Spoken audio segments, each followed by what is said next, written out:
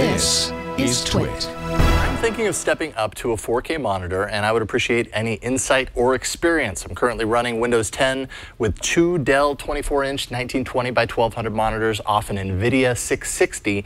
I'm looking for all-around use. I mostly do productivity stuff, PowerPoint, some video editing, general web browsing, Netflix, of course, a little web development, some gaming.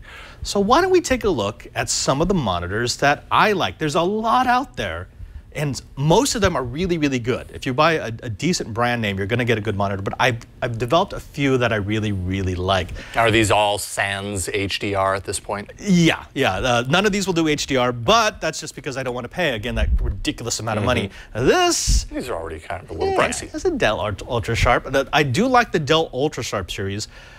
Specifically the U2717D. I think we have a link for this. It's about $450. It's 2560 by 1440, so it's a 2K monitor, 60 hertz with an anti-glare coating. IPS, that's 178 by 178 degree viewing capability. So in-plane switching just means you have a wider viewing angle. Okay. You take a standard LCD and you can go maybe 60 degrees off. Right. Either axis before it starts. Yeah, you get the color shift. This is almost out to the edges, so really well done. Very nice. HDMI with MHL, so you could do the direct to Android type connection if it supports that. DisplayPort, mini DisplayPort. This is between a 6 and 8 millisecond response time. A USB 3.0 hub. 2.33 pixel pitch. So that's how many pixels you're going to fit per inch. This is nice. For $450, this is probably where I would start my 27-inch monitor view, which is not bad. You know, this works really well, and for $450, I can get a couple of these for the price of a 32-inch monitor. He did ask if I thought the bump between 27-inch and 32-inch was worth it. No, and I'll explain why I don't think it's worth it in just a bit. Interesting. Okay, I've wondered about that too. You can get this for as low as $300 on eBay if you're willing to go refurbished. Precisely. Now, the next one I would do in the 27-inch range, and this is probably not for him because this is more for gamers, is the Acer Predator XB1. We had this in the studio. I love this monitor. This is so nice. It looks like an alien. Oh, so this is, again, it's a 2K monitor, 2560 by 1440, 144 hertz, so the refresh is really high. I love that. NVIDIA G-Sync, which is, if you're a gamer, G-Sync makes all the difference. It makes everything so much nicer. Again, it's an IPS screen, so 178 by 178 degree viewing angle. HDMI 2.0 and DisplayPort, so you're going to be able to get all the highest refresh rates through it. USB 3.0, it'll have 2 speakers. It does a 4 millisecond response time, gray to gray, so it's much better for gaming. And again, the 0.233 pixel pitch. One problem, those are going to cost you $600 to $700. Gosh, I'm finding even a little bit more than that. Yeah. Let's see. So are you buying one right now? No, I'm just looking, you know, doing my homework. I need to upgrade my monitor at home. This is actually totally pertinent to me right now, because my monitor is really old. Now, people like Virgil in the chat room is saying, well, why not the Acer X34? Here's the thing. 34 and 32-inch monitors, significantly more expensive than their 27-inch brethren. And if you're going to pay that much more, I would go just for a screen that's more. What do you mean more? Well, I'm thinking maybe something like, I don't know. God, here it goes.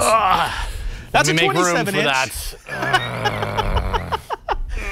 So, you know, your 27-inch monitor there, that's kind of cute, Jason. You know, yeah. See, I could fit my entire body inside of this monitor. This bad mamma jamma, this is the Dell P4317Q. This is this is a ridiculous screen. This is a 43-inch screen.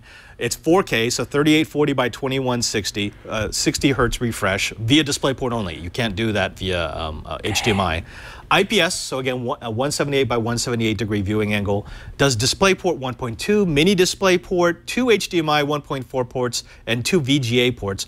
USB 3.0. This actually has the ability to be 4 different monitors. I can plug in 4 different computers and have them picture by picture by picture by picture. Wow. Yeah, it's kind of cool. I mean, I can attest. This has been in the office that we share for months. Yeah. It looks really nice. Really Every time I see it, I'm jealous. Like, I would love to have this at home for my music setup. Yeah. My music production setup. I mean, I could have literally everything I ever need to see on the screen at once. It would be awesome. This is actually Leo's monitor, and I stole it a year ago. And he keeps, every once in a while, he walks by my desk. He goes, "Don't think you're going to take that home." I'm like, I know.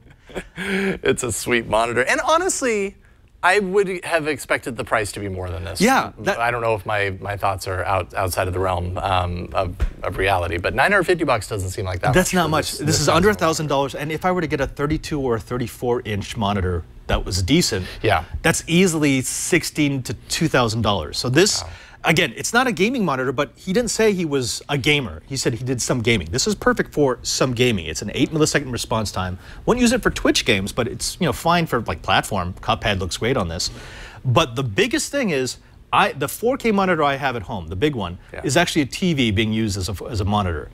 No comparison whatsoever. Yeah, not even I wondered close. about that, because a lot of times you do that, you can cut down the cost for it's whatever reason. much cheaper. Yeah, TVs are less expensive. I'm sure there's a reason for that. But this is so sharp. I mean, I go from home to here, and I love working on this monitor. Yeah. So much less eye strain. It's actually kind of worth it just to not destroy your eyes. Go figure. Now, again, I realize I asked this question earlier, but it always comes up in my brain because I have an old Mac Pro at home. It's like a 2009, I think, Mac Pro. So yes, I need to upgrade that as well. But I think about something like this, and then I think, well, then I probably have to get extra hardware on my computer to drive it. Do I? No. At full resolution? As long as you like have a graphics card? 3rd generation Intel processor or higher, which is also a 3rd generation bridge, you can support 4K. Okay. And if you have DisplayPort on that MacBook, right, then it will do the 60 hertz. It will do the full refresh. That's possible. Now, the other thing, and people in the chat room are picking up on this, this is a 16:9 monitor. A lot of people like the 34-inch widescreens because it seems to be better for video editing. I like but if you watch movies on an ultra wide monitor, you end up with huge black bars on the side, even in the letterbox version. This is the right aspect. This looks really, really nice. You'll use the entire screen. I love the anti-glare coating on this thing. I mean, I can't say enough. If I was staying in the United States, I actually had budgeted to buy one of these things. Unfortunately, well, if you budgeted it and you're not going to, I'm just saying, you can go ahead and transfer that to me, and change I'll the be delivery okay with address. I'll be is that what you're fine talking with about? it. Okay, yeah. So that's what I would suggest. I mean, honestly, if your main thing is productivity and email, and you have about $1,000 to spend, there is none that's better than that right now. Yeah, that's pretty sweet. It's sweet. Again, not a super gaming monitor, but you didn't say you were a super gamer, so yeah. yeah.